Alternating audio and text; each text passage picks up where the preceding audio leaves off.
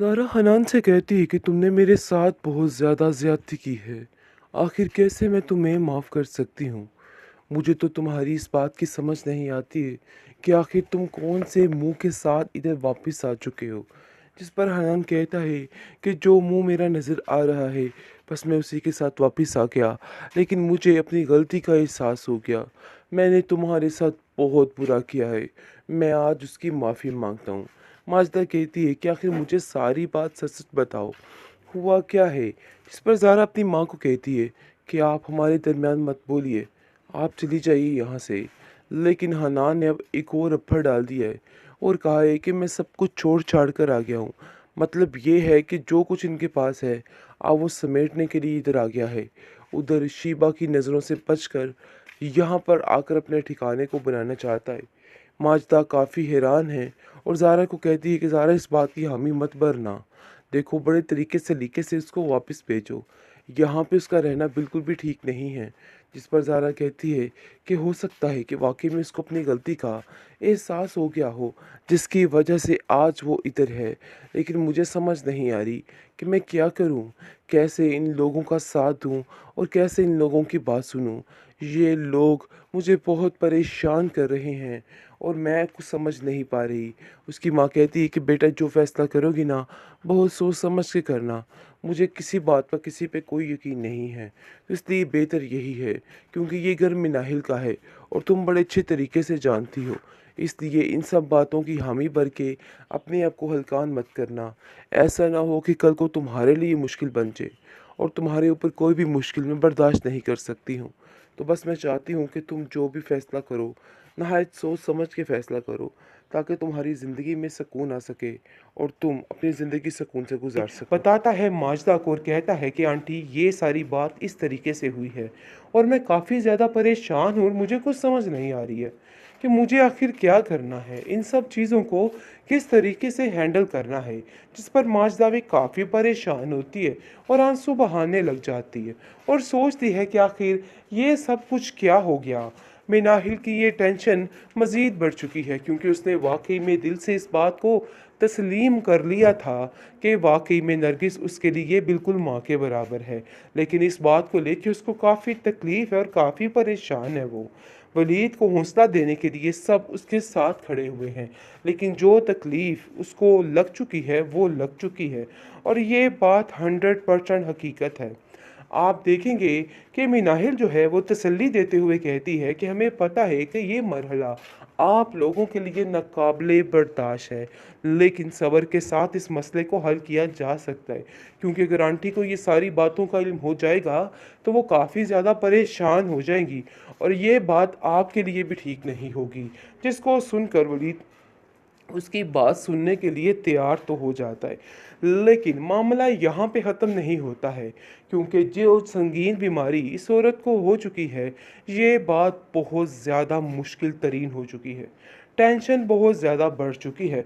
मिनाहिल को कुछ समझ नहीं आ रही और वो कहती है कि मैं नरगिस आंटी के पास रहकर उनकी खिदमत में अपना वक्त गुजारना चाहती हूँ और मैं ये बात बड़े अच्छे तरीके से जानती हूँ कि मुझे अब क्या करना है क्योंकि ये बात वो एक दफ़ा नहीं कितनी दफ़ा कह चुकी है कि अब उसको यहीं पे रहना है। लेकिन माजिदा इस बात से एतराज़ करेगी और कहेगी कि नहीं तुम कैसी बातें कर रही हो, देखो ये सारा मामला ठीक नहीं है।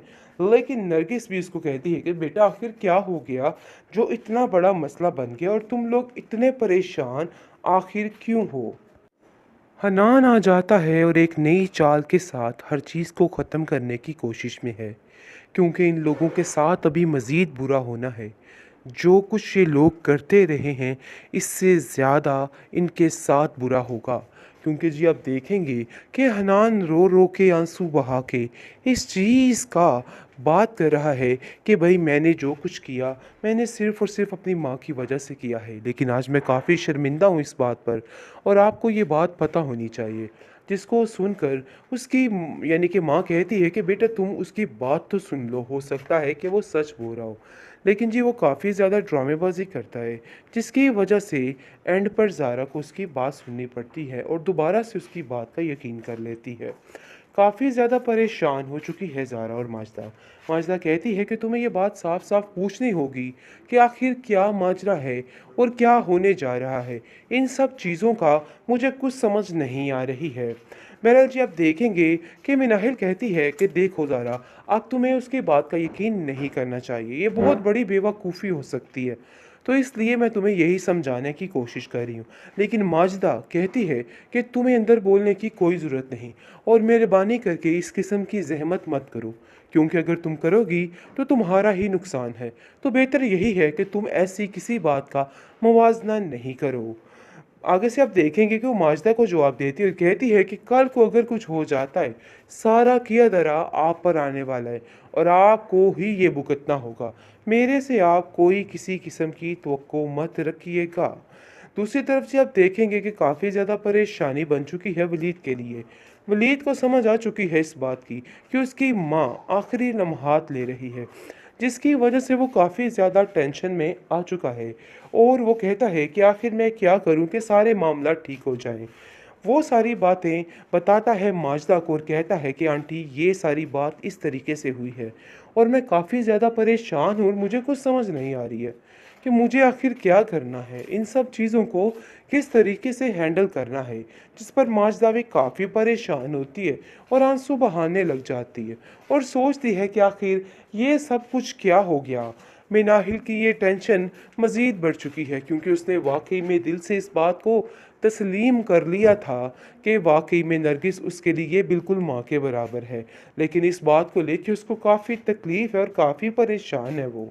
वलीद को हौसला देने के लिए सब उसके साथ खड़े हुए हैं, लेकिन जो तकलीफ़ उसको लग चुकी है वो लग चुकी है और ये बात 100% हकीकत है। आप देखेंगे कि मिनाहिल जो है वो तसल्ली देते हुए कहती है कि हमें पता है कि ये मरहला आप लोगों के लिए नाकाबिले बर्दाश्त है, लेकिन सब्र के साथ इस मसले को हल किया जा सकता है। क्योंकि अगर आंटी को ये सारी बातों का इल्म हो जाएगा तो वो काफ़ी ज़्यादा परेशान हो जाएंगी और ये बात आपके लिए भी ठीक नहीं होगी। जिसको सुनकर वलीद उसकी बात सुनने के लिए तैयार तो हो जाता है।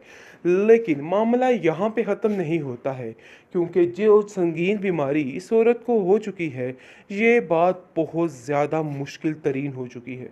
टेंशन बहुत ज़्यादा बढ़ चुकी है।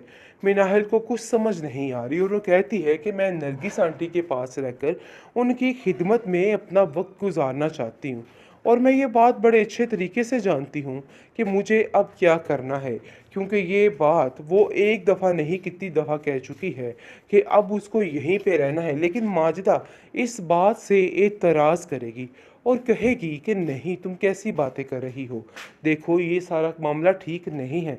लेकिन नरगिस भी उसको कहती है कि बेटा, आखिर क्या हो गया जो इतना बड़ा मसला बन गया और तुम लोग इतने